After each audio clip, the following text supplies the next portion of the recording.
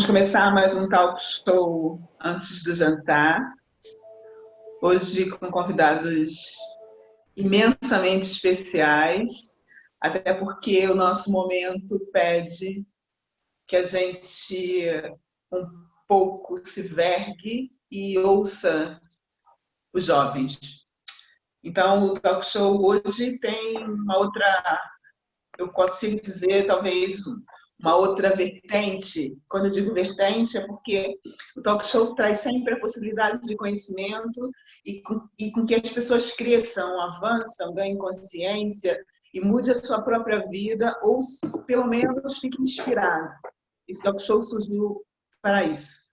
Só que, além dessa inspiração, eu sinto que hoje a gente vai ganhar um pouco mais, que é a humildade e a perspectiva de olhar por outros olhos. Um olhar mais jovem, talvez mais fresco, talvez mais flexível e, principalmente, talvez com mais esperança. Então, queria agradecer e apresentar a vocês meus convidados. Temos conosco o Simão Crespo João, a Mariana Leite e a Vitória. Sejam todos muito bem-vindos. Fiquem à vontade, como se a gente pudesse ter se encontrado num café para conversar e, de preferência, num lugar onde a gente possa ter liberdade. Aqui é um espaço de liberdade. Eu acho que a gente está precisando de ter um pouco mais de liberdade para se mostrar quem é e para dizer o que veio ao mundo.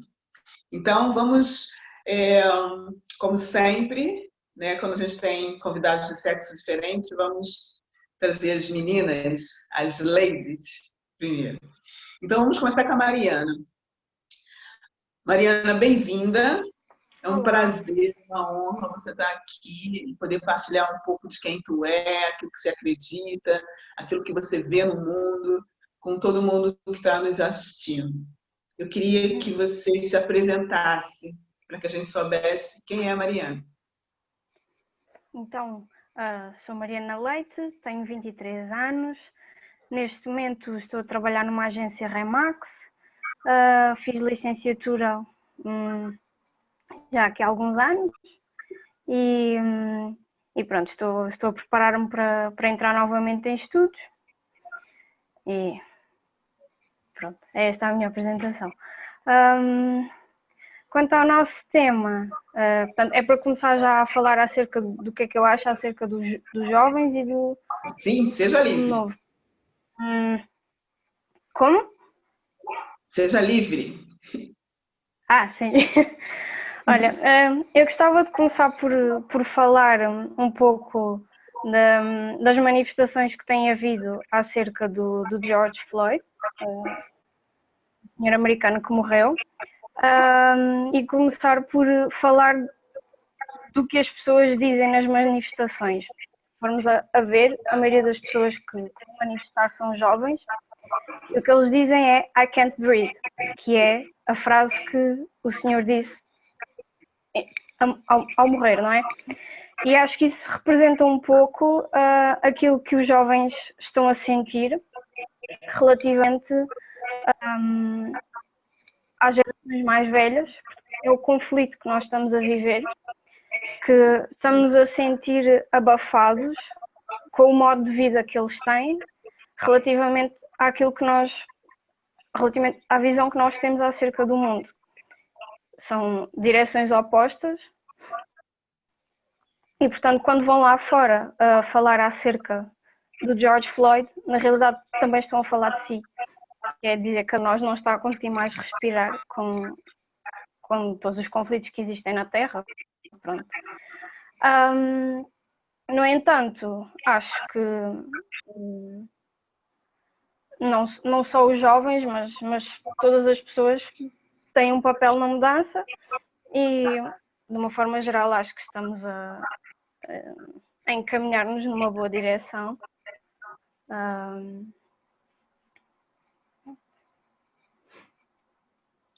Mariana, muito obrigada por você começar logo com esse tema, né? Porque, da minha parte, como adulto, eu queria dizer para vocês, sinto muito.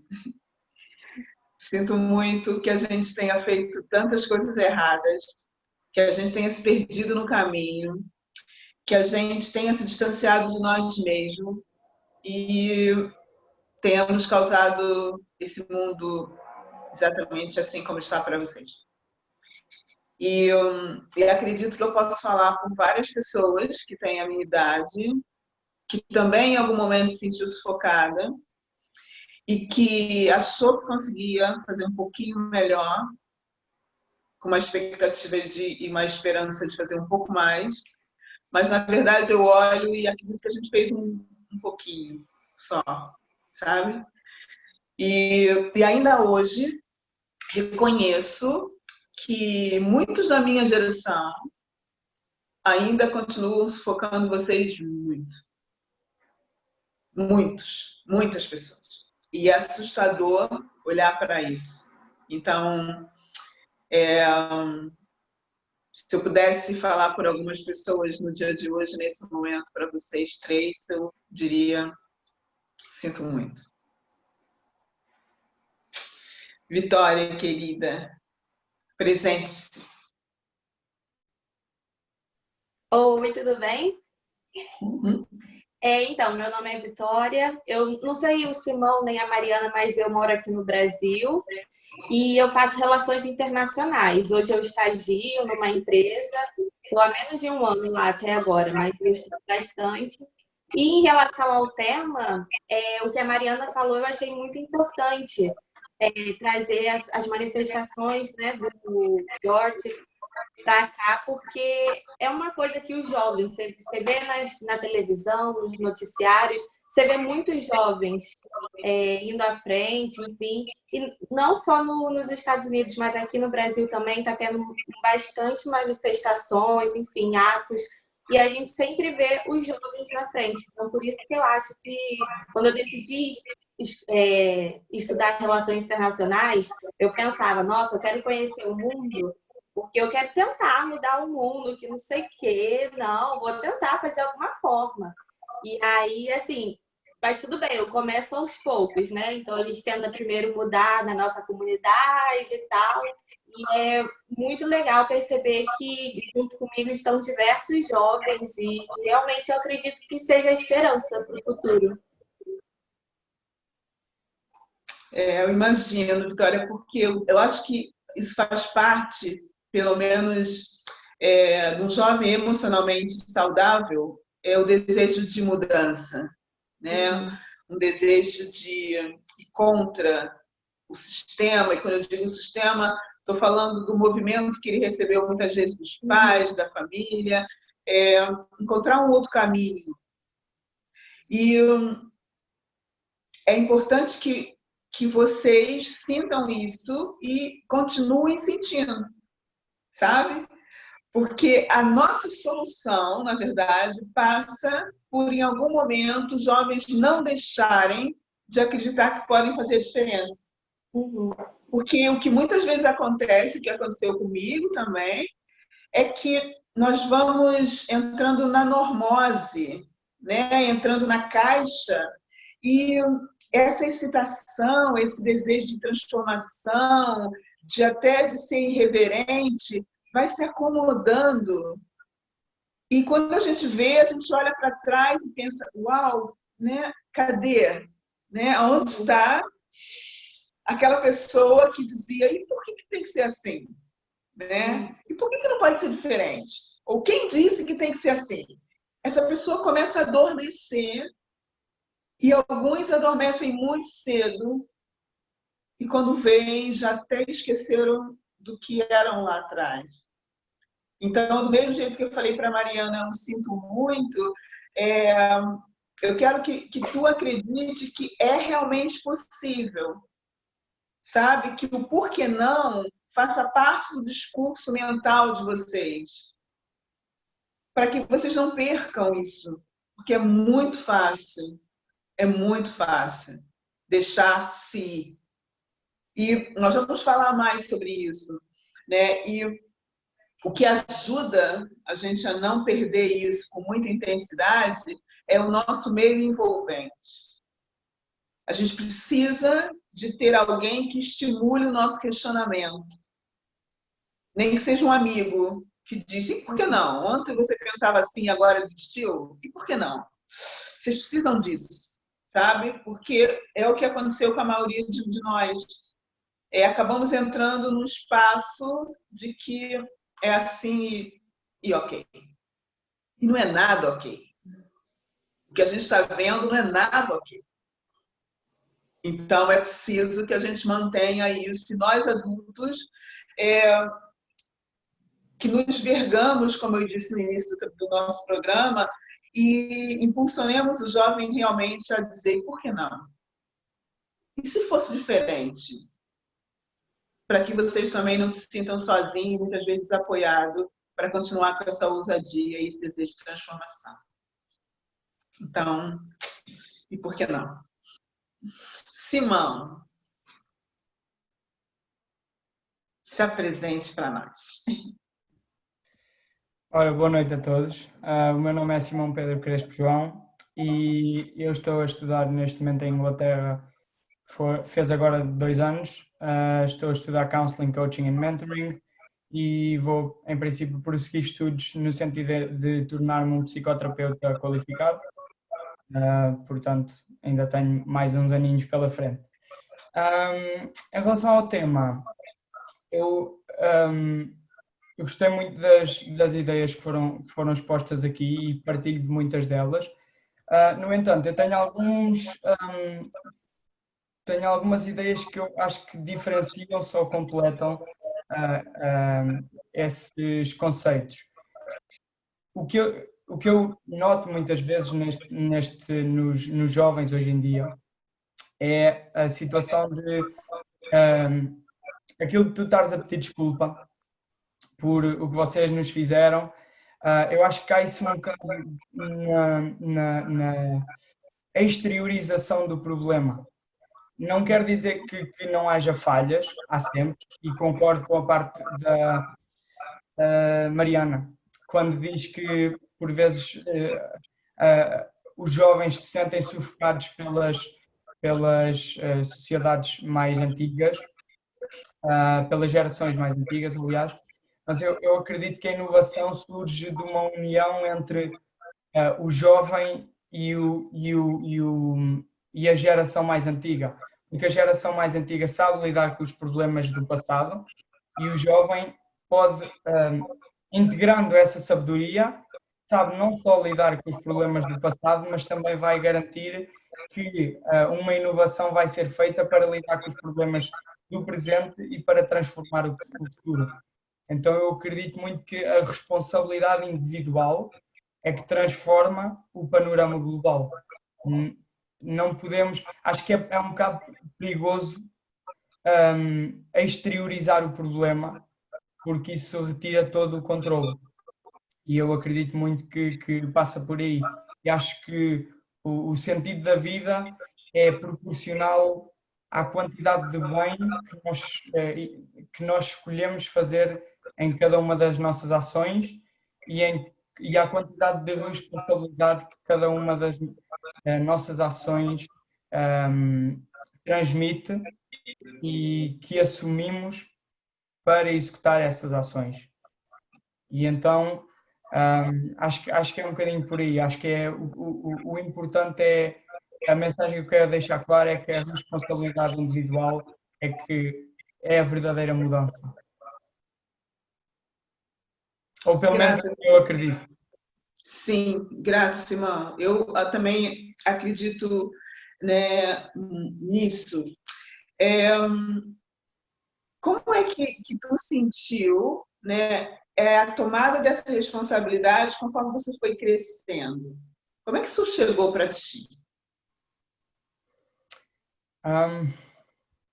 Eu acho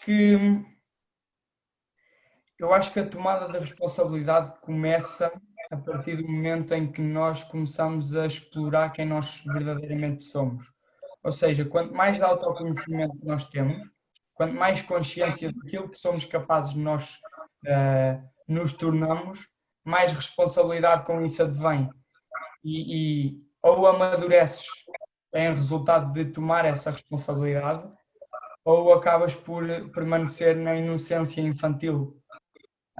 E eu acho que aí começa muito nas gerações antigas, ou seja, nos nossos pais, nos nossos avós, e é aí que eu digo que a inovação é um casamento entre a juventude e o mundo dos adultos e dos mais velhos, porque eles é que podem proporcionar-nos as ferramentas para nos fazerem mais responsáveis e mais sábios, e ao mesmo tempo garantir que as nossas pernas não são não são cortadas e que as nossas asas não são cortadas, para que possamos voar e inovar e não ficar sempre naquele estreito onde eles vivem. E acho que é um bocado por aí, sim. Acho que é o casamento entre os mais antigos e os mais jovens. Ok. Mariana, tu sente essa responsabilização? Você sente que também tem isso hoje, que recebeu isso hoje, que isso antes, que hoje vivencia essa responsabilidade, né, do indivíduo, a tua autorresponsabilização na mudança da vida, da tua vida e do outro? Uhum. É assim, pessoalmente, às vezes ainda tenho a tendência, ou a tendência mesmo de me vitimizar um pouco, se calhar porque as condições externas são duras, ou eu quero fazer as coisas de uma forma e parece que não consigo, mas depois também consigo chegar àquela conclusão que o Simão falou muito bem, que eu concordo muito, que é esta união entre os jovens e os mais velhos, porque quando eu resolvo o meu conflito, ou a minha revolta, seja ela qual for, eu consigo trazer um resultado muito mais limpo, porque senão, mesmo que eu no futuro chegue a um lado, numa posição onde possa resolver as coisas, vou ter sempre uma visão baseada nesta emoção negativa, e a responsabilização pessoal passa por libertar-me destas emoções mais imaturas, e ter uma visão imparcial acerca das coisas. Sim. Mariana, tu falou em vitimização. Poucos jovens, e eu posso dizer isso, usam essa palavra, na verdade, né? A consciência da vitimização. Quando é que se percebe que às vezes entra na vitimização?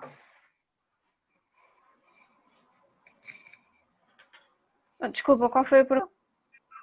Quando é que se percebe que entra na vitimização? Quando é que eu percebo que me estou a vitimar? Uhum. Quando digo não consigo, quando digo que a pé do outro, quando acho que não sou o suficiente, este tipo de pensamentos que influenciam automaticamente a nossa ação. Muitas vezes acontece as pessoas nem sequer terem consciência de que estão a fazer isso.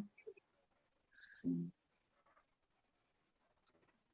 É e aí verdade. deveria ser parte dos adultos a ajudar a criança ou os jovem a enganar-se.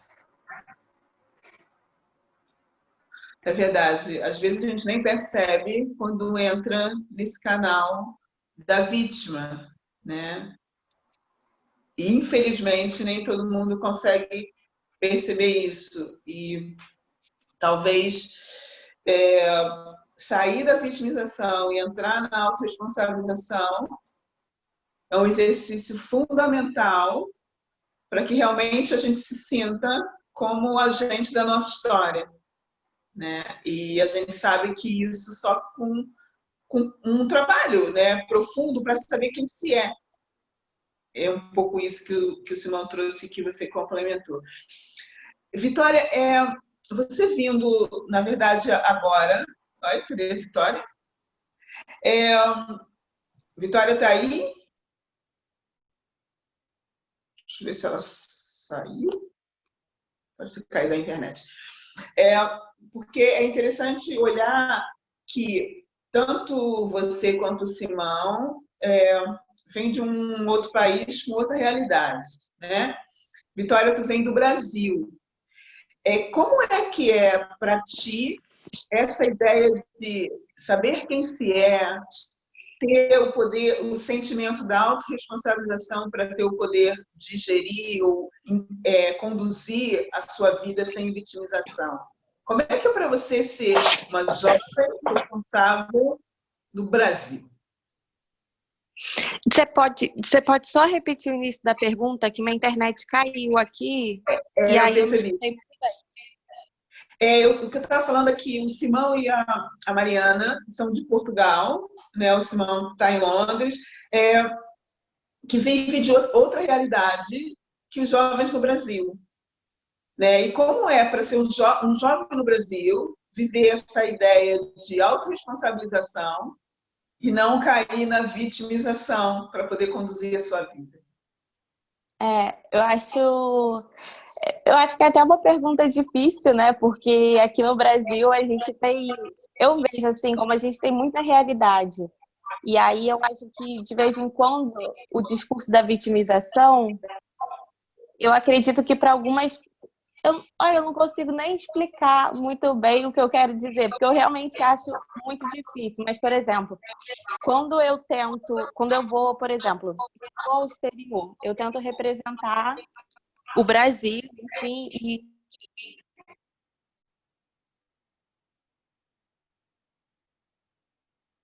Vamos ver se volta a internet. É interessante isso que a Vitória traz, né? Porque a realidade do meio onde você está envolvido, às vezes, é quase como nos colapsa mesmo na energia da vitimização. Porque mais que você queira sair daí para o outro polo, você é sugado para essa energia. Né? Olhando em volta, é duro, né? Você perguntar para o jovem e dizer para ele, olha, que tal você olhar isso com uma perspectiva de você como criador? Ele olha aquilo e diz, impossível, né? Eu sou vítima dessa circunstância. Eu sou a vítima. Se há uma vítima, sou eu. E se a gente pensar em crianças e jovens que são impotentes, dependem muito dos adultos, que eles veem os adultos também sem poder, também na vitimização. Então, é difícil, às vezes, encontrar, né, esse ser criador e que se autorresponsabiliza numa realidade, às vezes, tão dura, principalmente com os mais frágeis, né, que são as crianças e os jovens.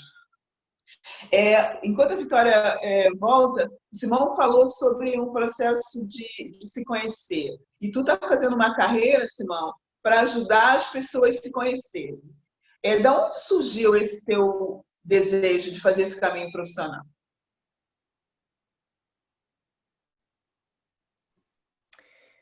Eu acho que este caminho surgiu do sentimento de, lá está, como tu estavas a mencionar, eu sempre fui ensinado a que as dificuldades de facto existem e que é importante reconhecer que elas existem, mas reconhecer as dificuldades externas e aceitar as responsabilidades que com isso advêm, não se vitimizando, eu acredito que é o caminho para as transcender. E acho que a pergunta que nós devemos fazer nessas situações é: qual é o mínimo que eu posso fazer para melhorar um bocadinho esta situação? E acho que bocadinho a bocadinho nós vamos conseguindo transcender as dificuldades. E acho que foi um bocadinho desta crença que surgiu o meu sentimento de ok, se eu acredito que é assim que se pode operar na vida e se isto até me está a dar resultado na minha, porque não eu partilhar este conhecimento com os outros e procurar ajudar os outros a interpretar a vida desta forma? Acho que surgiu um bocadinho daí, na crença do potencial humano. Ok. Mariana, o que te levou à tua escolha profissional?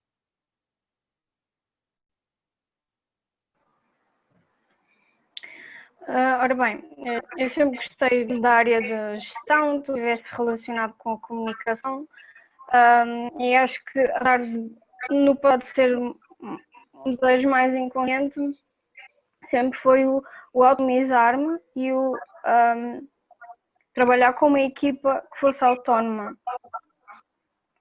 Eu não tenho nenhuma formação em coaching, mas sempre tive esta vontade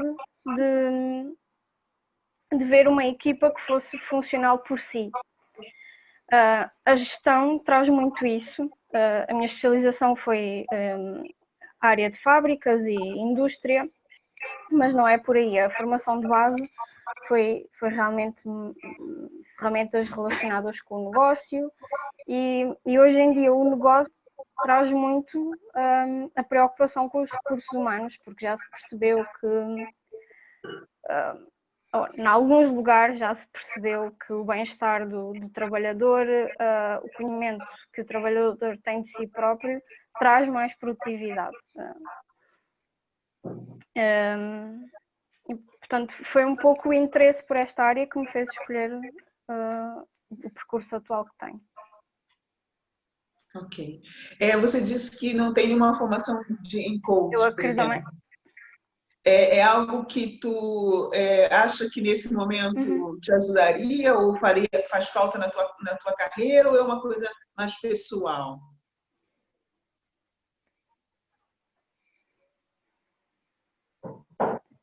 Eu acho que gostaria de vir a desenvolver como uma ferramenta lateral ao que eu vier a fazer na minha profissão futura.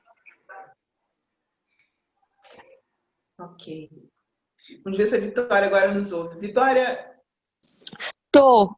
Desculpa, Okay. gente, a internet, o Wi-Fi caiu, aí eu conectei agora a internet do celular no computador. Tá bem, meu Meu amor. Deus. Me diga, responde a minha pergunta. Você lembra ainda? Como é que os jovens... Calma, repete, porque eu mexendo aqui no computador fiquei nervosa. Sim, não fique nervosa. Eu perguntei como é que era ser jovem num país em que é difícil, muitas vezes, não ir para a vitimização e assumir a sua autorresponsabilização nas situações. Como é isso? Tá ligado, né, o som, tá? Não, muito, de fato, é muito difícil, porque como eu lembro que eu falei que aqui no Brasil a gente tem bastante realidades e, por exemplo, eu numa universidade pública, eu encontro pessoas de diversos lugares, pessoas bem mais, assim, como eu posso dizer, bem mais privilegiadas. Então, por exemplo, quando bato com uma questão de caraca, eu não consigo fazer isso por falta disso ou daquilo e que a outra pessoa tem. É difícil de vez em quando continuar com uma coisa sem se vitimizar, sem pensar nas coisas que a Mariana falou, sabe?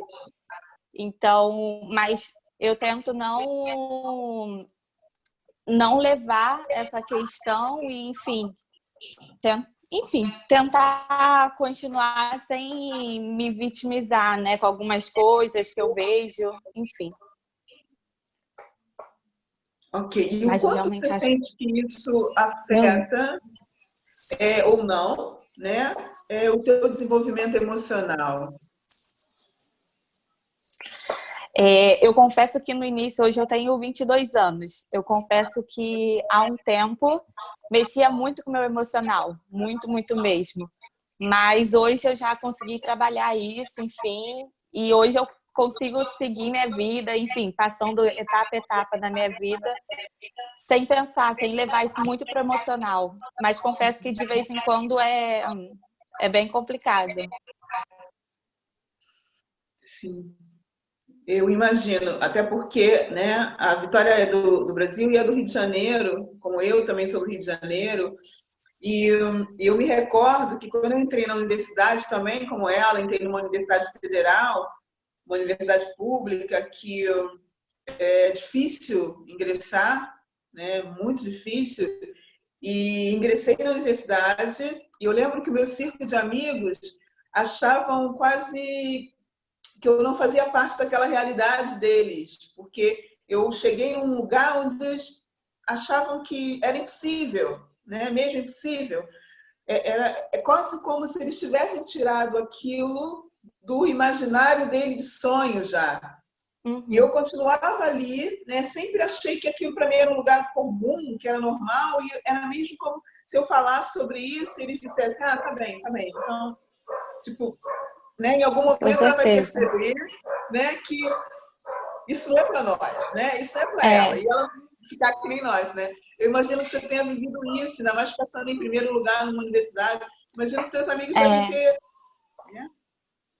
E eu acho que também, tudo bem, não preciso levantar essa questão agora, mas eu acho que também a cor da nossa pele causa esse choque ao entrar na universidade pública, e principalmente eu, como uma mulher negra, entrei num curso assim, Relações Internacionais, né? Então, para muita gente tem isso mesmo que você acabou de dizer. Eu concordei com tudo, estava aqui assim, não, isso mesmo, porque eu passei por tudo isso que você falou agora. Sim. É verdade, é mesmo impactante. E eu me recordo que eu tinha uma inocência que eu acredito que eu não tinha. Eu tenho uma inocência, faz parte de mim. E essa inocência me faz só perceber que eu estou em um lugar que não era esperado que eu tivesse depois que eu estou lá. Eu tenho muito essa sensação, sabe? Tipo, ué, mas por acaso não era suposto eu estar aqui? Não era para estar aqui. Né? Porque a minha inocência nem pensa isso, acho que não é isso. E quando eu entrei na universidade, eu não tinha essa coisa de parece que eu cheguei a um lugar onde eu não deveria estar. Não, para mim era tudo normal. Só que eu comecei a ver que a vida dos meus colegas de universidade eram diferentes da minha. E eu só percebi isso lá, dentro da universidade. Não era uma coisa antes, era lá. E eu acho que isso fez, assim, bem e mal. Primeiro, a inocência te abre portas. Isso é muito legal. Né? Não há um preconceito nem seu de eu vou estar onde eu não deveria estar. Te abre muitas portas. E também, muitas vezes, facilita a integração. Porque não há aquela coisa de eu não devo estar aqui, então deixa eu ver como é que o outro vai me receber aqui. Não, eu acho que eu tenho que estar ali, o outro também está ali. É um pouco assim. Só que é verdade que quando você vem de um país que tem uma economia, né, um cuidado social que é um pouco aquém do que deveria, isso fica muito mais forte.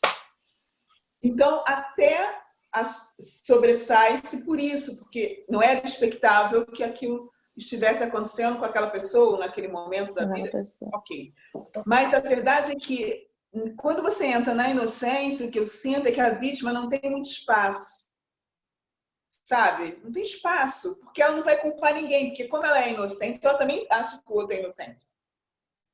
Só depois que você começa a ver que a forma que funciona, né, a sociedade, você percebe que um movimento do outro vai, de alguma forma, afetar o teu movimento ou a tua inércia.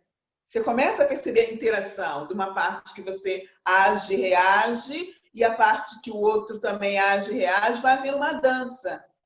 Mas o primeiro sentimento é normal que isso tudo aconteça. Mas a verdade é que há ainda, né, essa separação. E eu, quando pensei nesse tema, eu pensava, é só os jovens, né, os jovens que têm consciência, que começam a se perguntar por que não, é que pode trazer uma real modificação para a sociedade que a gente vive.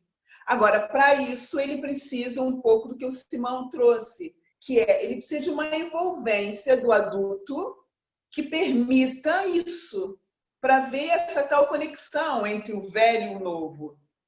Porque tem muitos adultos que não percebem isso também, né? E que acham ou é do jeito dele ou é contra ele. E não é isso. Nós aprendemos de uma forma, erramos, acertamos e criamos a nossa estrutura. E a partir da nossa estrutura, a gente passa uma informação para os jovens que ele vai absorver uma parte, vai rejeitar outra e vai criar a nova estrutura dele. E que não está ninguém contra ninguém, né? É um encontro, né? Não é assim que vocês veem isso, que às vezes os adultos dizem nós estamos num time e vocês estão no outro, como se vocês, os jovens, nós, os velhos, como se houvesse, né, um vale.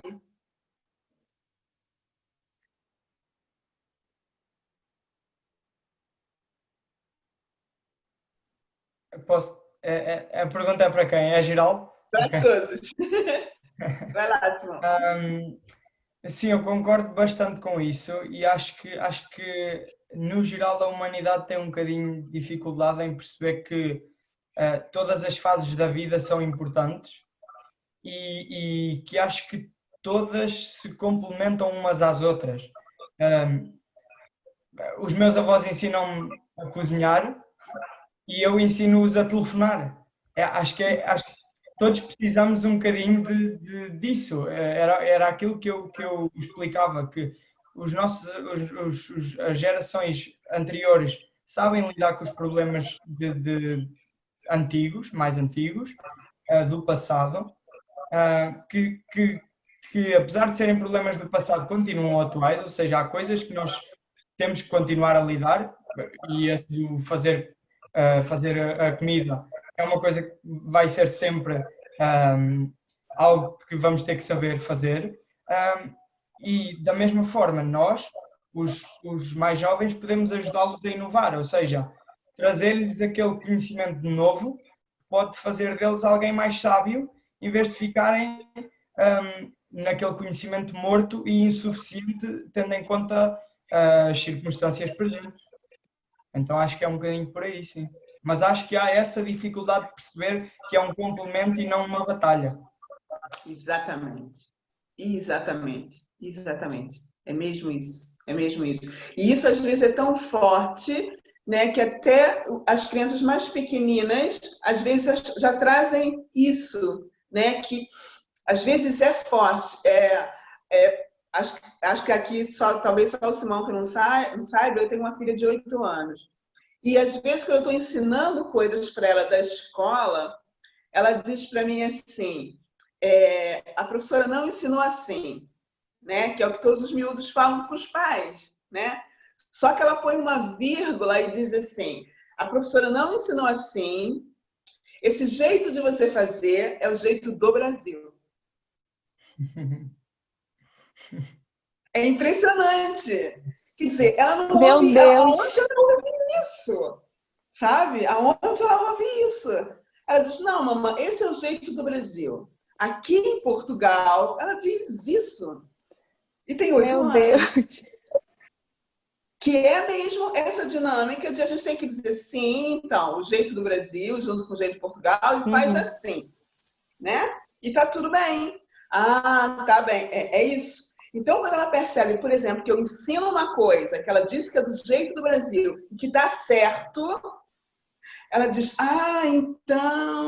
então lá no Brasil você também aprendeu, sabe? Faz isso. Que é impressionante. Então, de alguma forma, como se todos nós, em algum nível, tivéssemos uma dinâmica que quase que, em vez de ser uma cooperação, é uma competição. Né? E eu estou certo, você está errado. Eu acho que... Fala, Simão, pode falar. Eu acho que das duas partes falta a humildade de perceber que estamos incompletos nesse sentido e que há sempre alguém que pode ajudar-nos a completar.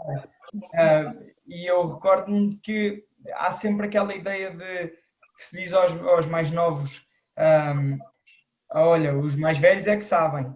Ouve os mais velhos porque os mais velhos é que sabem. E depois também há a ideia de eu sou o mais velho, o que é que eu tenho para aprender com este puto? Eu não sei não sei se esta palavra no Brasil E brasileiro não é o mesmo sentido de Portugal. Eu fiquei aqui preocupada. Este miudinho. É como se a gente dissesse essa criança, sabe? A gente quer aprender com essa criança. Ok. Esse pirralho. Exatamente, esse pirralho, é mesmo isso. E há um bocadinho isso, é como se às crianças é ensinado que os mais velhos é que sabem e aos mais velhos é quase como ensinado que as crianças não sabem nada. E tem que haver a humildade das duas partes de perceber que podem se ajudar mutuamente. Nossa, mas não tem uma vírgula que eu não concorde com o Simão. Tudo que ele falou eu concordo. Eu estava aqui, ó. É isso que eu iria falar, é isso. Sim, é isso que É, exatamente. Eu acho que é isso, é porque isto... Tu concordas porque no fundo estamos todos na mesma página. Na mesma, é. Conseguimos ver as coisas. E também é bom perceber que eu estou em Portugal e estou em Inglaterra e a mentalidade é esta, e tu estás no Brasil e a mentalidade mantém-se, e acredito também que a Mariana, de certa forma, esteja a concordar com estas ideias. Acho que é um bocadinho isto que nós experienciamos no mundo de hoje. É verdade. Não é, Mariana? Tu também não sente isso? Sim, sem dúvida. E acho que naturalmente a maioria dos jovens já pensa mais assim, mais que não seja pela forma que a informação é transmitida hoje em dia, pela forma como são divulgados jovens empreendedores, jovens que já são milionários. Isto dá força aos jovens, porque os jovens na realidade são os mais influenciáveis, não é? Se estamos num grupo, em jovens, por norma, funcionamos em grupo. Se o nosso grupo tem tendência a ser mais deprimido, mesmo que nós até tenhamos uma ideia de tentar mudar alguma coisa, vai acontecer aquilo de sermos julgados. Mas, por outro lado, já temos confronto na internet, nas redes sociais, de como na realidade não tem que ser assim. E então a mentalidade parece que flui de uma forma mais suave e alegre para os jovens. Sim, é verdade. É mesmo verdade. É interessante a gente perceber que até no meio profissional, eu imagino que você deva ter vivido isso, até porque tu já acabou o curso, está numa empresa, né? É que os jovens não é só os mais novos, né? São aqueles que chegam depois. Então, até numa cadeia hierárquica dentro de uma empresa, às vezes há isso. Aquele acabou de sair da universidade, não sabe nada. Como não sabe nada? Né? Não, ele sabe, ele está chegando até com conhecimentos que tu não tem. E tu tem conhecimentos que ele não tem. E se vocês trocarem conhecimento, olha como a empresa vai ganhar. Mas o olhar, muitas vezes, é assim. Né? Vem aquele que é jovem e não sabe nada. E isso muitas vezes fica claro no meio empresarial. Imagina que você já ter passado por empresas, deve em algum momento já ter visto isso. Sim, acontecia uma vez, lembro, estava uma pessoa já até ainda muito mais velha, tinha para aí 45 anos, 50, e eu tinha que trabalhar qualquer coisa com o computador, eu estava sempre a perguntar, mas tu sabes utilizar esse programa? Tu sabes utilizar esse programa? E para nós jovens é uma coisa natural, não é? A tecnologia, mas isso era uma coisa de se pôr em questão. E, pronto. E sim, às vezes há um pouco esse preconceito, mas realmente precisa essa humildade, porque nós jovens temos imenso a aprender, não estamos a pôr em causa os adultos, que isso é uma coisa que, pelo menos pela empresa onde eu passei, os adultos acabam por ter medo do que os jovens trazem, porque vão-me tirar o lugar, esta pessoa tem mais conhecimento do que eu, desde quando? É só um miúdo. Quando não é nada disso, é simplesmente vamos lá para aprender o que os adultos têm para nos dar e nós vamos trazer o que já sabemos para ajudar também. Eu acho que a Mariana levantou uma questão extremamente importante, por exemplo, nessa ideia das empresas, em que, num mundo tão tecnológico como hoje, uma empresa que não inove e aprenda a trabalhar com as tecnologias vai acabar por se destituir completamente em pouco tempo, porque o futuro está na tecnologia. E tu levantaste uma questão espetacular nesse sentido, que é nós saímos da universidade e nós chegamos então à empresa e se calhar os que lá estão há 10 e 20 e 30 anos não têm este conhecimento inovador a nível tecnológico. E nós podemos chegar e dizer, ok, então como é que se trabalha nesta empresa? Este é o mundo da tecnologia, como é que nós podemos mergir os dois, para fundir os dois, aliás, para garantir que a empresa se sobrevive e prospera no futuro. Eu acho que foi uma grande questão. E em relação ao mundo do trabalho, como eu falei no início, eu ainda estou estudando, mas eu já entrei numa empresa e estou fazendo estágio, e assim, a conexão que eu tenho com o meu setor em relação a isso, de tecnologia, de eu ensinar a usar alguma coisa do computador, alguma ferramenta, é muito incrível, porque eles sempre falam, Vitória, vem aqui me ajudar com essa tecnologia, eu não sei, que não sei o quê. E aí eles me ensinam também muita coisa, então eu acho que é essa relação que tem que ter entre os jovens e os adultos, né, os mais velhos. Sim, sim.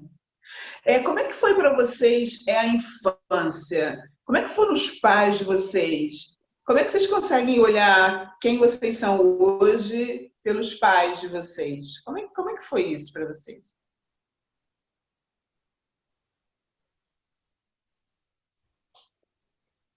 Eu posso começar por falar. No meu caso, tivemos os papéis invertidos. A mãe é que era o homem da casa e que trabalha. E o meu pai, a dada altura da minha infância, ficou mais em casa.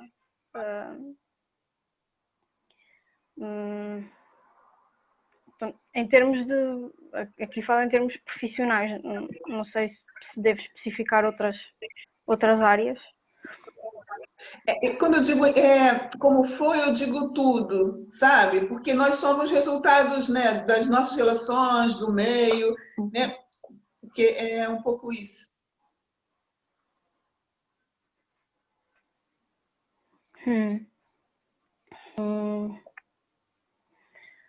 Bem, no meu caso, tive sempre pais bastante exigentes, que era ao nível escolar, ao nível da forma como devo agir, e, portanto, acho que talvez cresci um pouco pressionada nesse aspecto, mas também me ajudou a avançar com mais afinco, lá.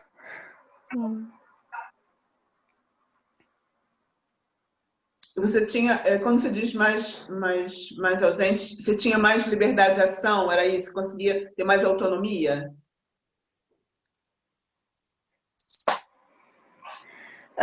Fui obrigada a isso, porque pelo menos a mãe não esteve assim tão presente como eu gostaria ou como eu precisava, e isso obrigou-me a tornar-me bastante mais independente. E ao nível, por exemplo, se eu quero ir sair, desde cedo confiavam muito em mim, porque sabiam que eu era responsável, e então não tive restrições a esse nível. Até me considero uma pessoa que tive bastante liberdade.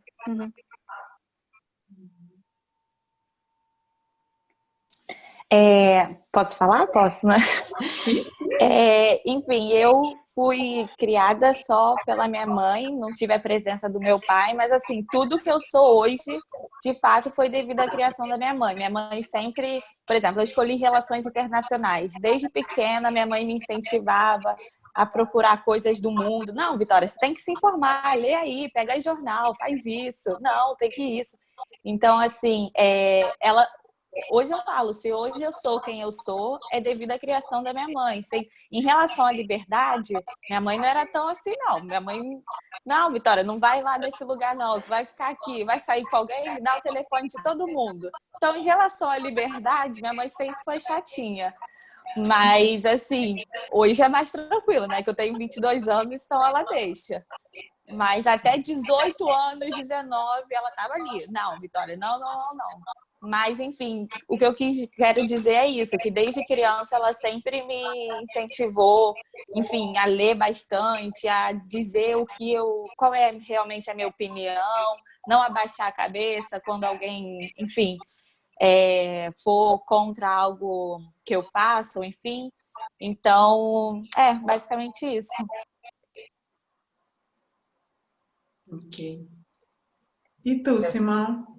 Da minha parte, é uma experiência muito interessante, porque quando eu tinha 7 anos, os meus pais divorciaram-se. Então, praticamente toda a parte da minha vida que eu me lembro de infância foi foi muito boa no sentido em que eu tive sempre duas perspectivas, porque claro que quando os pais estão juntos há duas perspectivas na mesma, mas há um ambiente comum. Mas como aqui há a separação, foram duas perspectivas sempre diferentes e isso foi muito bom para me ensinar a lidar com as diferenças e a mediar entre uma opinião e a outra, gerir as duas, saber qual é que hei de integrar ou como integrar as duas da melhor forma possível. Então acho que foi sempre isso. Tinha desafios dos dois lados, mas uma coisa que foi ótima ao mesmo tempo, para além das diferenças, foi aquilo que era comum, que era a confiança que eles sempre tiveram em mim e a forma como eles sempre me encorajaram a tornar-me independente e a forma como eles me ensinaram a tomar responsabilidade pela minha vida. Isso sempre foi muito comum e sempre esteve muito presente de ambos os lados. E acho que isso foi fundamental no meu crescimento. Ouvindo vocês, né, mostra dinâmicas familiares diferentes, mas formas de educar que trouxeram vocês até aqui.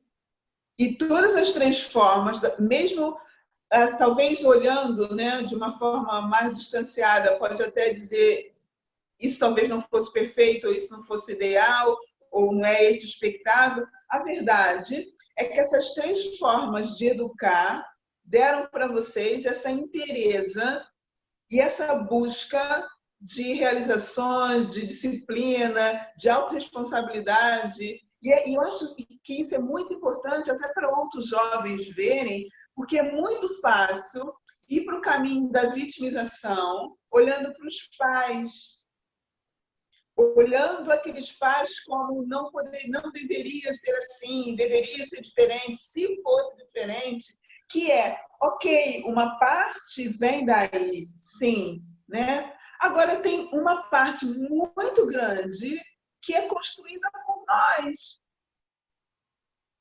E isso é interessante a gente começar a olhar. E tanto os jovens olhar para isso, como alguns pais também, se libertarem da culpabilização, porque, na verdade, tem um caminho muito grande que os filhos vão ter que fazer sozinhos.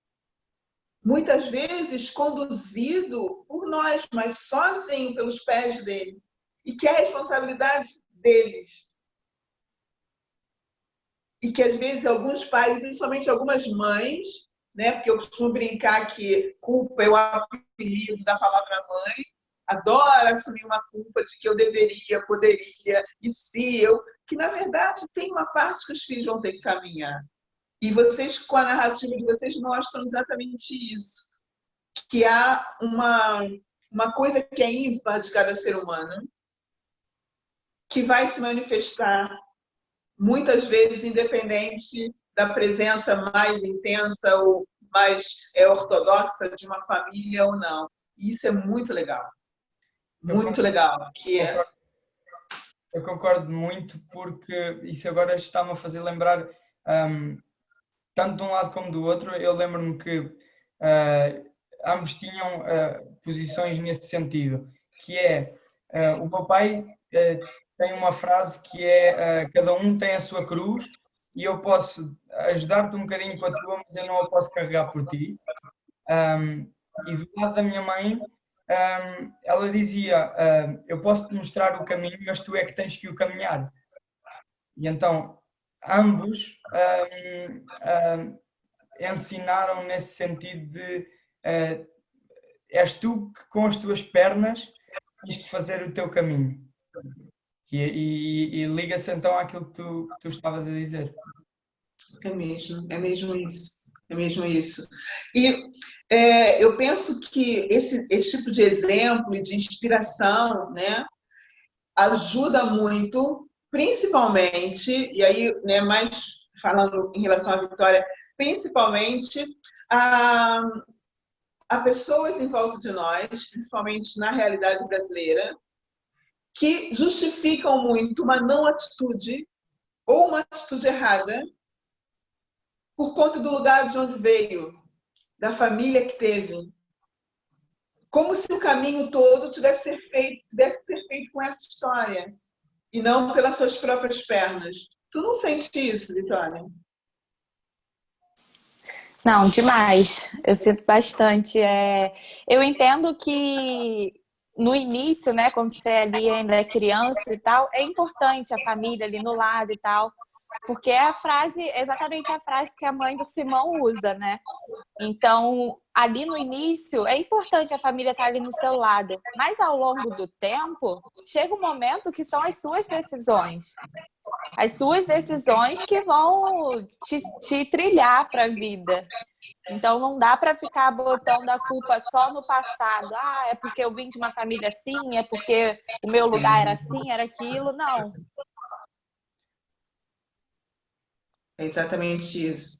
Que é a mesma dinâmica que a gente tem que ajudar as pessoas a soltar, muitas vezes, que é a dinâmica da vitimização. E, né, como eu disse antes, às vezes, em alguma circunstância é difícil, mas é o único caminho. É o único caminho. É assumir a responsabilidade pelas suas pisadas, né, e olhar para frente. Eu costumo brincar que o corpo humano é tão perfeito que a cabeça não gira para trás. Tem uma razão. Porque se eu ficar andando para frente e olhando para trás, eu vou cair.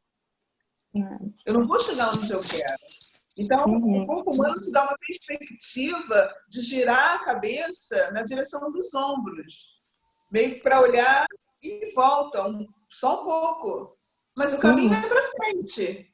E eu vou ter que decidir andar com as minhas próprias pernas e ir para frente. E eu sinto que é muito mais fácil outros jovens ouvir, muitas vezes, vocês, do que a nós. Porque é o igual, né? É a irmandade. É muito mais fácil. Você brincar com um amigo e dizer para ele, olha para frente, esquece a história do teu pai e da tua mãe, segue. Do que nós falarmos isso em parte muitas vezes menor, né? Não, eu lembrei agora que de vez em quando eu quero pedir algum conselho, eu tenho minhas amigas, né, da minha idade e tal, e aí eu falo com elas, peço conselho. E aí quando minha mãe descobre isso, ela fala, não, que é isso, você tem que pedir conselho para mim, eu sou mais velha, que não sei o quê. Só que ela não entende que é importante, a gente escuta mais de vez em quando os jovens da nossa idade, que enfim, talvez passaram pela mesma coisa, estejam passando e tal. E aí também entra até naquela discussão que a gente teve antes, né? De esse abismo entre os adultos e os jovens. Ah, não, os jovens não sabem, não, direito, eu sou mais vivido, que não sei o quê. E não é assim. E quando a gente olha para o momento presente, principalmente quando a Mariana, logo na primeira fala, trouxe, né, o que a gente está vendo nos Estados Unidos e nesse momento no mundo todo. A linha de frente é dos jovens. É dos jovens. Porque, na verdade, o que um jovem está reivindicando não é o aqui e agora. é o amanhã. É a necessidade de mudança no aqui e agora, para que ele possa viver uma outra história lá na frente. Para que ele não seja o próximo na noite seguinte. Ele não está falando agora, está falando depois. E o amanhã, para vocês, querendo ou não, tem um tempo muito maior do que para nós. Então, quem está na linha de frente são os jovens. Porque eles estão dizendo, eu quero viver mais 40, 50 anos de outra forma. E esse olhar é muito mais fácil para vocês do que para nós, que dizemos, já vivemos 50 anos assim. Então, é impossível um adulto tecer uma conversa, um comentário consciente com o jovem, ao dizer o jovem não sabe nada. Não, ele está na frente. Se a gente olhar as inovações no mundo da tecnologia, a escrita, as grandes invenções, foram jovens que trabalharam muito em cima de uma coisa, passaram anos da vida em cima de uma coisa. Foram jovens. Tudo que a gente usa hoje, na verdade, passou pela cabeça de um jovem em algum momento. E às vezes a gente esquece que há um valor intrínseco na juventude. Eu acho que eu concordo perfeitamente com aquilo que estás a dizer. É muito importante. E ao mesmo tempo, eu acho que cai-se também no erro de esquecer-se que esse jovem é o adulto de agora. Esse jovem que já foi é o adulto de agora, ou seja, ele também é competente e ele é que permitiu que nós tenhamos aquilo que nós temos hoje. E uma coisa que, por mais que eu tenha compaixão pela causa que está a ser combatida da situação do George Floyd, eu acho que está-se a cair outra vez naquele problema de ok, então o problema está lá fora, eles fizeram isto ao George Floyd e estão a oprimir os de os de pele mais negra, mas a forma como eles estão a manifestar é a destruir tudo. Então acaba por ser os erros dos outros são os nossos erros. E acho que está a faltar muito isso. Um amigo meu, para efeitos de anonimato, vamos chamar-lhe Carlos,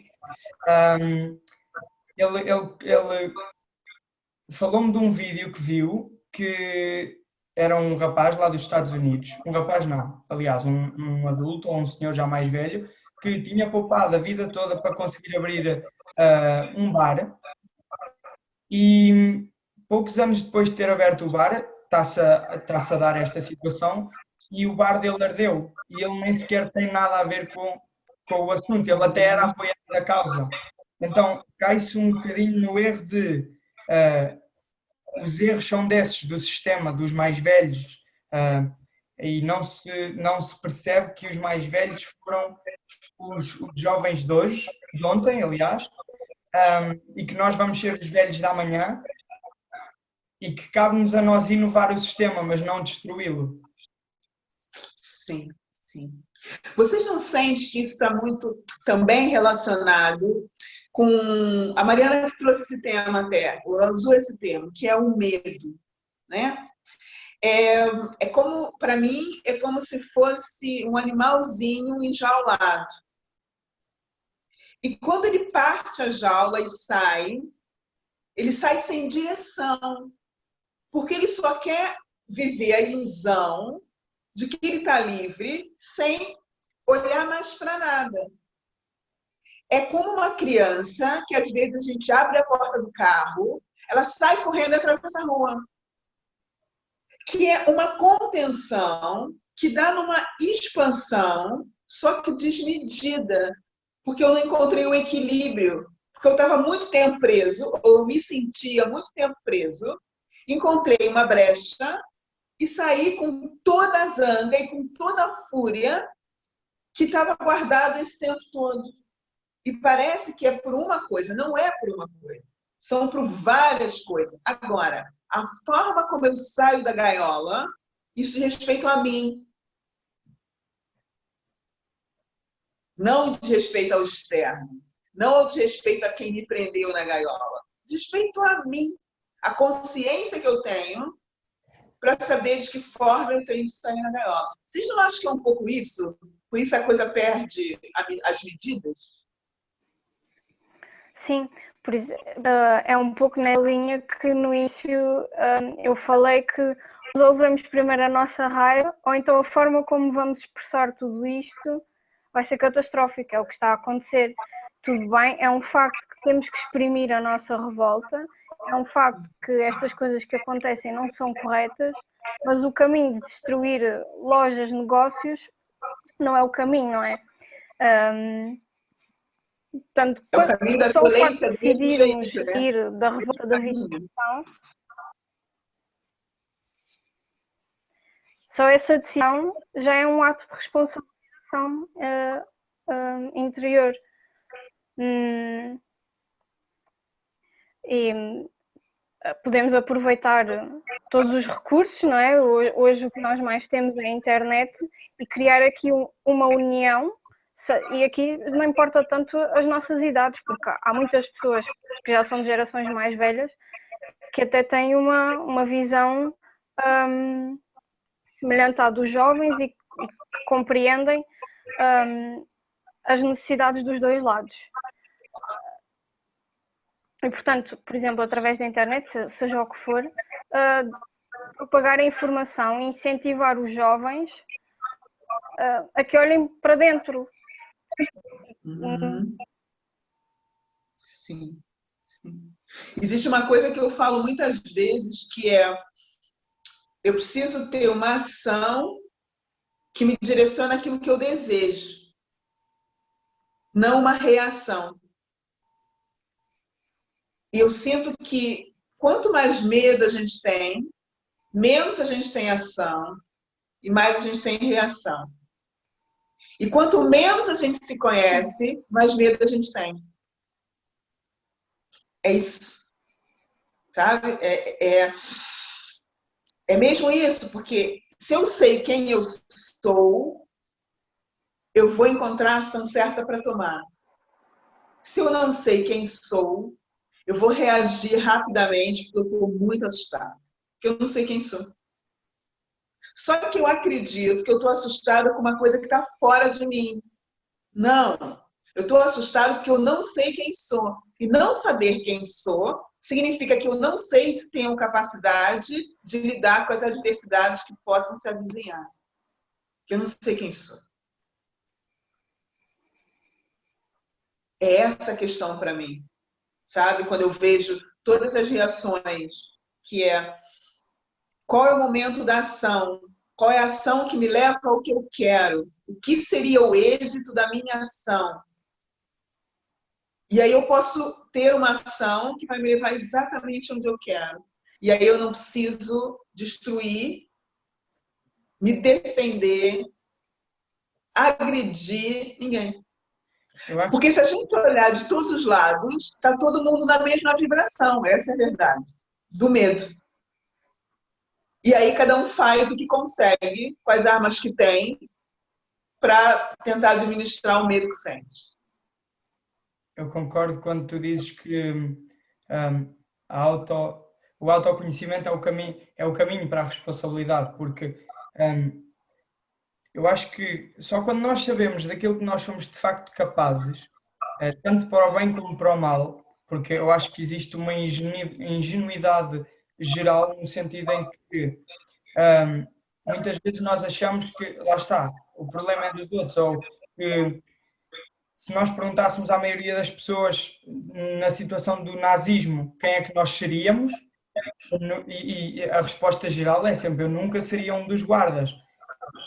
A verdade é que eles eram seres humanos tal como nós, só que como faltava esse autoconhecimento, como faltava o conhecimento de saber a capacidade que eles tinham de fazer mal, não houve a responsabilidade assumida sobre as suas ações. Se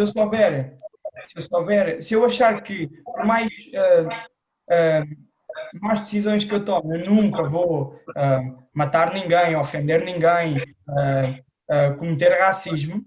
Se eu achar isto, eu estou sujeito a fazê-lo num abrir e fechar de olhos.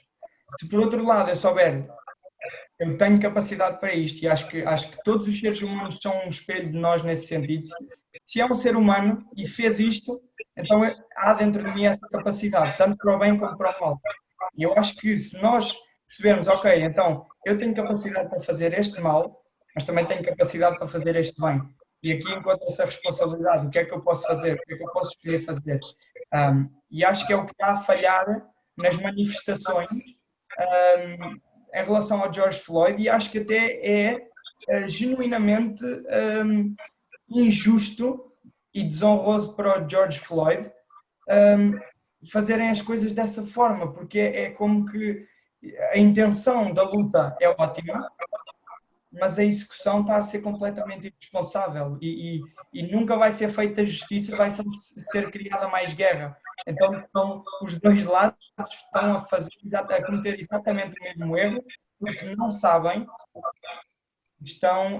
porque não se conhecem, exatamente porque não sabem que têm capacidade tanto para o bem como para o mal e não se responsabilizam pelas suas ações. Eu acho que isso que você está falando é fundamental, porque é fácil, até quando a gente trabalha, né, terapeuticamente sobre, né, a responsabilidade, é muito fácil as pessoas assumirem a responsabilidade por criar coisas boas, por fazer coisas boas. E muito difícil assumir a responsabilidade por fazer coisas menos boas, desde pensar coisas menos boas. Então, quando a gente vê um ser humano fazendo uma coisa nada boa, tem uma parte nossa que precisa se perguntar, e eu? Será que eu tenho realmente certeza de que eu não faria algo tão vil a outro ser humano? Será que eu tenho plena certeza disso? Eu posso não fazer por esse ou aquele motivo, isso é outra coisa. Mas será que eu realmente não faria? Será que eu não destruiria? Será que eu não... Sabe, eu acho que essa é uma pergunta que a gente deveria estar se fazendo muitas vezes. Eu tenho uma ideia que e julgo que vocês vão concordar, que é uma ação só é mesmo boa se tiver existido a possibilidade de alternativa de escolher fazer a ação má. Ou seja, eu fiz o bem, certo? Mas isto é mesmo bom se eu pude... ou seja, eu só agi bem se houve possibilidade de agir mal. Isto para dizer o quê? Eu julgo pessoas que fizeram o mal numa determinada situação sem eu ter estado nessa situação. E como é que eu sei como é que eu iria agir se estivesse nessa situação? Como é que eu sei que eu ia agir bem se eu nunca estive lá? Então uma ação é válida quando houve a possibilidade de escolha. E às vezes nós não vemos isso de forma tão clara. Sim, sim, é verdade. É verdade. E às vezes o nosso aprendizado nessas situações limites podem ser esse, que é... Eu tenho um grande mentor que diz assim, ninguém, ou pelo menos ninguém assume que mataria alguém, desde que alguém que você goste tanto não esteja em risco. E a primeira vez que eu ouvi isso, eu pensei, uau! Né? E esse meu mentor disse, imagina se alguém rouba sua filha. Passa pela tua cabeça isso e mais um monte de coisa. E não é só uma frase, aquela coisa de se eu pegar eu mato. Não é só uma frase. Muitas vezes você pode ser levado ao limite do estresse. Você pode cometer um ato desse. Se tu não tiver um equilíbrio e principalmente não tiver a noção de que você é capaz de fazer. Porque aquilo que a gente sabe que é capaz de fazer, a gente pode até deixar de fazer. Agora, quando a gente tem a ilusão de que eu nunca faria isso, aí está o perigo. Exatamente. E eu acho que muito... Nós temos o cuidado necessário para garantir que não não seguimos por esse caminho. Exatamente. Exatamente. Exatamente. Que é o que a gente às vezes brinca, né? É fácil meditar no alto do Himalaia, né? Quero ver meditar no meio da Avenida da Liberdade. Isso é difícil. A Avenida da Liberdade, Vitória, aqui, tu já veio aqui, tu sabe mais ou menos onde é. É uma avenida que tem as lojas mais caras aqui em Lisboa, né? Todas as marcas estão lá. E tem um trânsito imenso. Então, sentar ali para meditar, né, para encontrar um Deus interior, para encontrar um centramento, não é para qualquer um. Porque você tem chamamentos e impacto de todos os lados. Agora, é aí que a gente vê onde a gente está, né? Onde a gente escolhe. E a ideia de que não é fácil, porque num meio, numa energia com grande entropia de reação, até alguém que tem um movimento só de ação, não é fácil estar ali. Não é fácil tentar trazer as pessoas para essa vibração, mas é o único caminho. Que é mesmo um caminho de que ação nós vamos tomar para conseguir êxito naquilo que a gente deseja. E às vezes essa pergunta é difícil de ter resposta. Ela não é respondida na primeira. Isso leva às vezes tempo, muito tempo de meditação, muito tempo de conversa, muito tempo de análise de todas as variáveis e perspectivas. E eu acho que isso é importante quando a gente pensa em de que forma eu posso mudar, que é eu tenho que mudar dentro. Eu tenho que mudar quem eu sou, eu tenho que mudar aquilo que eu sinto, eu tenho que mudar a forma como eu me relaciono com o outro. Eu tenho que mudar. É mesmo um trabalho para dentro que faz um movimento, né, para a gente ir para fora. Mariana, tu não acredita nisso também? Sem dúvida. É um daquilo que já abordamos aqui, que se nós continuarmos a reagir, é porque estamos a ouvir os estímulos externos o tempo todo. E não questionamos se essas ideias, certas ou erradas, tendo em conta, vamos tornar lato o significado certo ou errado, não é? Porque depende da circunstância, pode ser diferente. Portanto, e quando olhamos para dentro, temos uma resposta única, não é? Seja errada ou certa.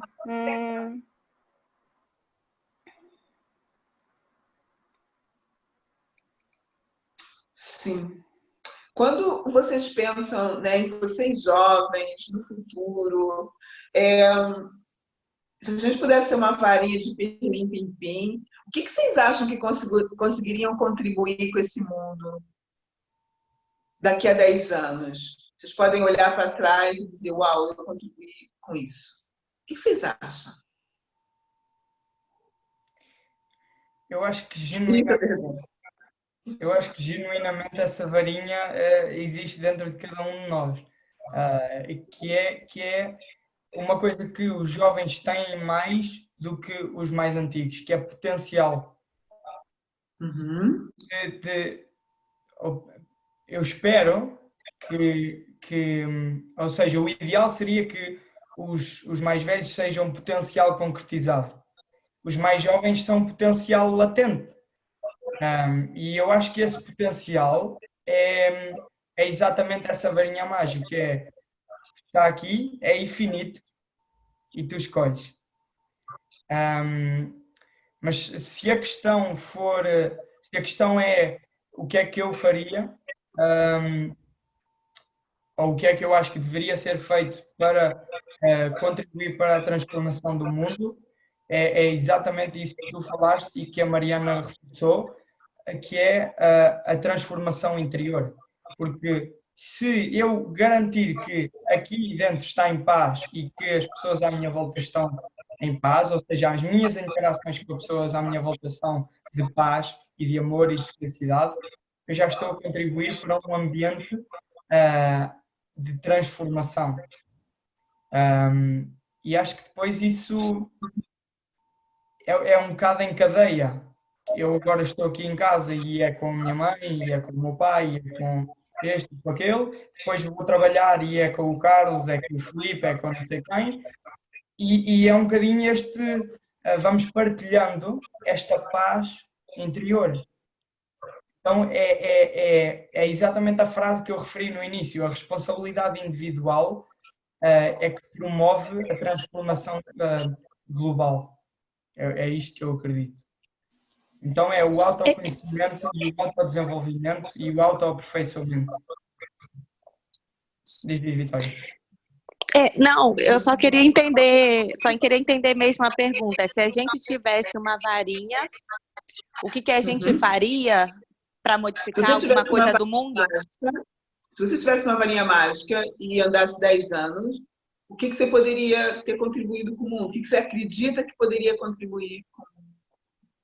Bom, eu vou falar o que eu pretendo fazer no futuro, né? E com essa varinha mágica iria ajudar muito, mas duas coisas que eu penso muito, que queria muito que em 10 anos acabasse, é o racismo, que aí lembra essas manifestações que estão tendo do George, que são muito importantes. Isso eu faria muito para mudar em 10 anos. E educação de qualidade para todo mundo. Eu acho que são duas coisas que eu mais luto na minha vida. Então, e são duas coisas que caminham juntas, né?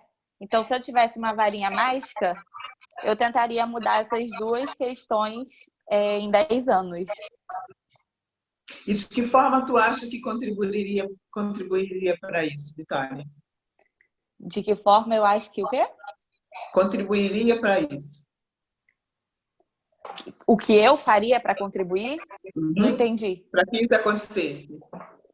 Então, em relação à educação, tudo bem, a gente sempre começa bem pouco, né? E depois a gente vai aumentando.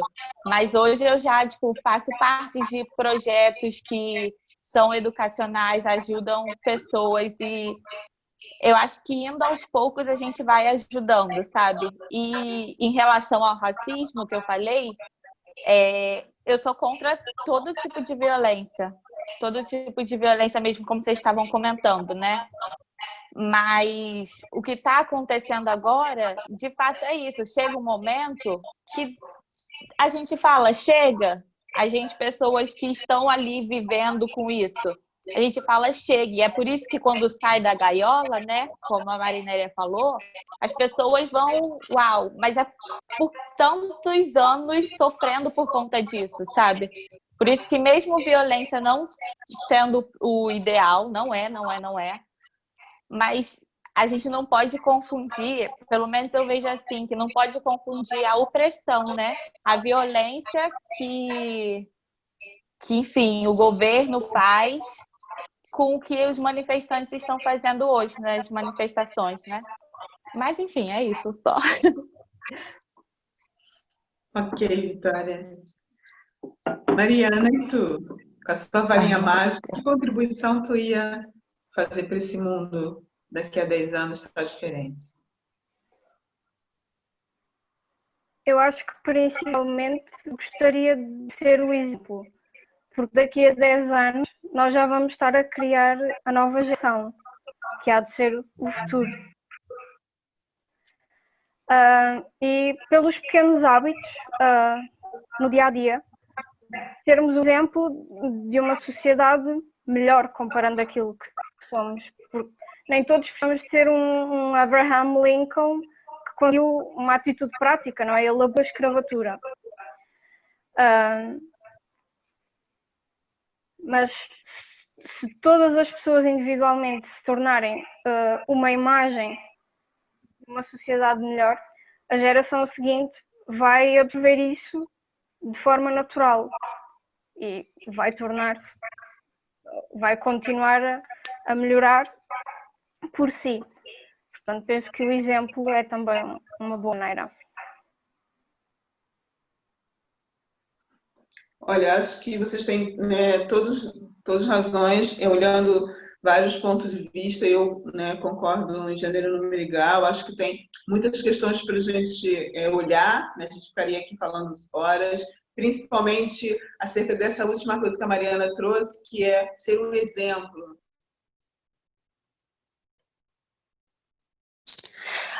O seu som desligou.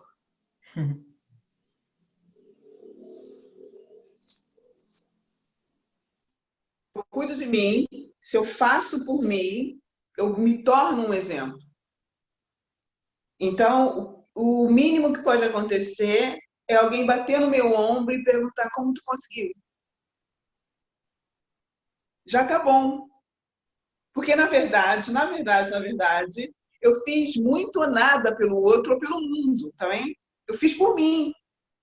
Eu me tornei uma pessoa melhor, eu me conheci os meus dons, eu percebo as minhas escolhas, eu tomo conta das minhas atitudes, eu percebo a verbalização que eu tenho mais agressiva ou menos agressiva com o outro, a razão pela qual eu tenho medo, eu me conheço verdadeiramente. E aí eu interajo de outra forma. E na hora que eu interajo de outra forma, eu posso suscitar no outro, nem que seja uma pergunta de como é que você conseguiu fazer isso. Porque eu consegui, no mínimo, servir de exemplo.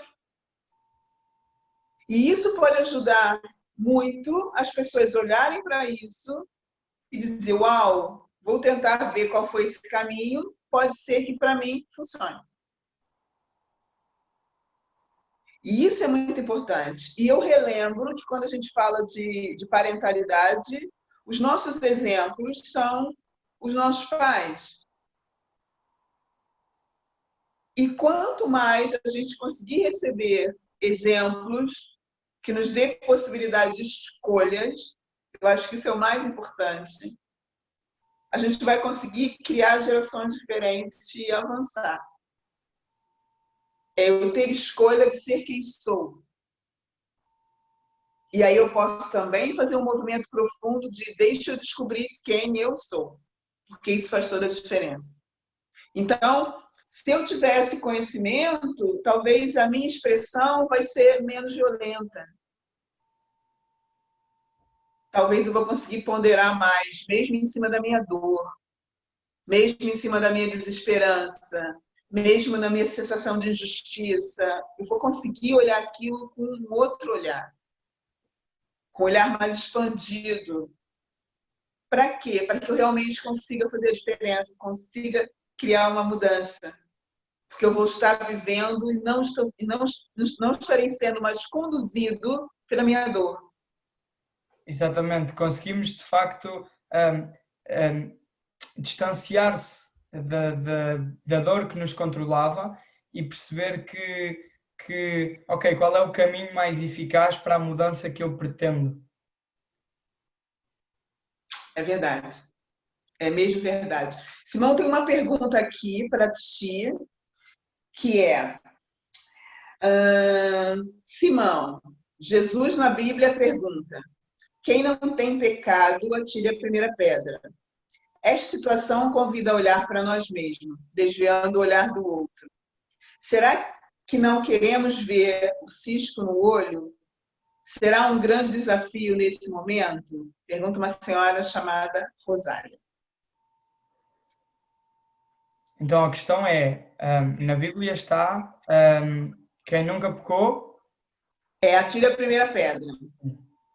E depois se essa situação não convida a nós olharmos para nós mesmos. Eu imagino que seja a situação do George, que ela está dizendo, né? Sem dúvida, sem dúvida. Acho que é exatamente isso. E é percebermos que quando estamos a tirar a pedra, é exatamente o sentido que eu estava a falar, de quando estamos a destruir a cidade, estamos a fazer exatamente o mesmo problema, o mesmo mal que aquele polícia fez. O polícia matou o George Floyd e o que nós estamos a fazer é destruir vidas de pessoas que ainda estão vivas. E então é isso, quem nunca pecou atira a primeira pedra, concordo, porque todos falhamos, os erros dos outros são os meus erros. Então não vale a pena eu tentar resolver os erros dos outros sem primeiro resolver os meus. Há um psicólogo canadiano que eu gosto muito de seguir, que chama-se Jordan Peterson, que eu recomendo os livros dele, e que ele diz o seguinte, um dos livros dele chama-se 12 regras para a vida, e uma das regras é mantenha o seu quarto arrumado. Isso significa o quê?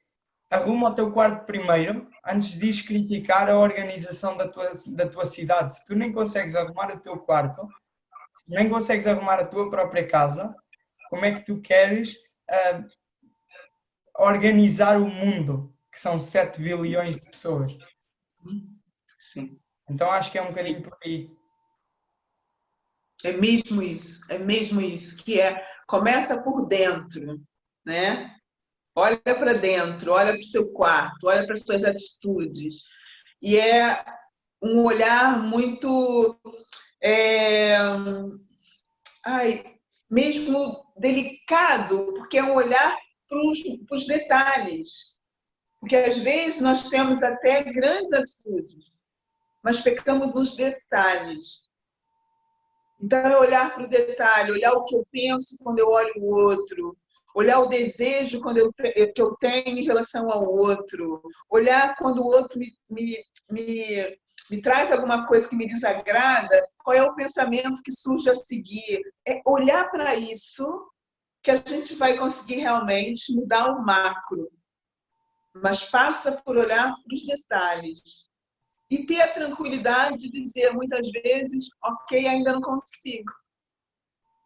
Ainda não consigo ter o dia inteiro pensamentos fantásticos, ainda não consigo não olhar para o outro e dizer, queria fazer o mesmo com ele, ainda não consigo. Ok. Mas aí eu sei o que eu tenho que arrumar. É dentro de mim. E isso é muito importante. Acho que é um processo longo e por vezes doloroso, e é por isso que ele obriga a tanta responsabilidade. Eu acho que e é por isso que muitas vezes o caminho mais fácil é a vitimização e externalização do problema, porque, ok, se o problema está ali, não há nada que eu possa fazer, olha, estou a sofrer, mas quando eu me vir livre, eu acabo com isto tudo. Só que isso não resolve os problemas. E por mais doloroso que o caminho do autoconhecimento por vezes seja, porque ele é confrontar-nos com a nossa insuficiência constante e com as nossas limitações, mas também é esse sofrimento aceitar esse sofrimento de forma voluntária que nos permite transcendê-lo e reconhecer as nossas limitações, ou seja, se eu souber qual é o muro que me está a bloquear e qual é o tamanho do muro, eu agora já posso planear como é que eu vou ultrapassá-lo. Então, reconhecer e identificar as minhas limitações é o primeiro passo para as transcender. E às vezes isso traz sofrimento, mas lá está, aceitar esse sofrimento, e é um bocadinho a analogia, outra vez, de Jesus carregar a cruz. Ele carregou a cruz voluntariamente, ele entregou-se à cruz, que é o quê? Eu aceito voluntariamente este sofrimento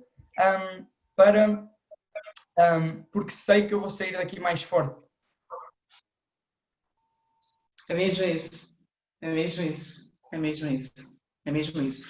E usando, né, essa lembrança que o Simão trouxe da Bíblia, né, a gente tem muitas histórias acerca disso e muitos bons livros falando sobre isso, e que Jesus só pôde fazer isso, se entregar ao sofrimento para transcender, que houve um Judas. Então é importante a gente perceber que muitas vezes precisa de um Judas. Tem uma função de desapegar a forma como a gente vive para encontrar uma forma nova. Ao mesmo tempo, desculpa, só para complementar essa ideia do Judas, eu acho que também há uma mensagem implícita nisso magnífica. E eu neste momento estou a ler a Bíblia e eu não sou cristão praticante, não sou católico praticante, mas eu acho que é um livro tão rico que, para percebermos a base da nossa sociedade, é importantíssimo termos o conhecimento. E acho que isso do Judas demonstra isso, que às vezes é preciso um Judas para nos tirar da zona de conforto, e ao mesmo tempo mostra a dicotomia entre Jesus, que é o herói que aceita voluntariamente o sofrimento, e o Judas, que é aquele que rejeita o herói, rejeita o caminho da responsabilidade e entrega-se ao vitimismo, segue o caminho mais fácil. Sim. É isso. Então, há sempre os dois lados. E isso vai ajudar a gente a perceber, muitas vezes, que dentro de nós há dois lados. Né? Eu tenho que descobrir quem é que eu vou alimentar. Por isso eu tenho que conhecer os dois lados. E eu sinto que quanto mais a gente perceber isso, menos a gente julga, menos a gente segrega, menos medo a gente tem e mais disponível para a conexão a gente está. Porque a gente não se sente em risco. Que ninguém pode me fazer mal tanto quanto eu posso fazer mal a mim mesmo. E eu acho que se nós conseguirmos fazer com que vocês, né, comecem a pensar sobre isso muitas vezes e pensar, uau, o que eu faria? O que eu faria se eu tivesse essa situação de vida? O que eu faria se eu vivesse com essa dificuldade? O que eu faria se eu tivesse uma vida fácil? O que eu faria? Como eu me portaria? Que leão eu teria que matar? Que leão que eu teria que alimentar? Para descobrir quem eu sou. E aí sim a gente vai realmente deixar para vocês um mundo transformado que vocês vão conseguir fazer muito melhor. Porque a ideia é mesmo essa. Muita coisa a gente fez, muita coisa a gente não pode fazer. Outras coisas são vocês que vão ter que fazer mesmo. Não tem jeito. Né? Quase como se fosse a cruz de vocês, no bom sentido. Mas é mesmo vocês. Então,